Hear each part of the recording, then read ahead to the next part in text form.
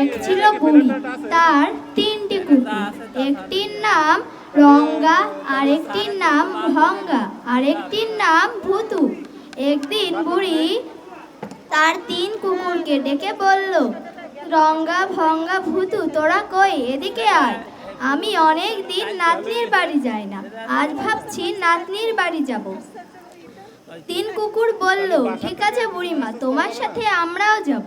বুড়ি বলল, না, আমার সাথে তুই গেলে আমার এই কুড়ে ঘর দেখবে কে? কুকুর তিনটি বলল, তোমার যদি কিছু হয়ে যায় তাহলে আমাদের কি হবে? বুড়ি বলল, আমার কিছু হবে না, তোরা বরং আমার এই বাড়িই থাক। ঠিক আছে বুড়িমা, তাহলে তুমি যাও।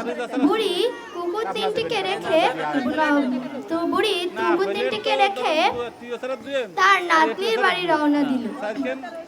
কিছু দূর যাওয়ার পর দেখা হলো শিয়ালের সাথে।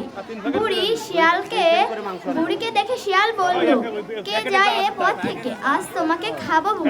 বুড়ি বলল, না, আমাকে খেও না, আমার গায়ে শুধু হাড় আর চামড়া আছে, তুমি খেয়ে কোনো মজা পাবে না।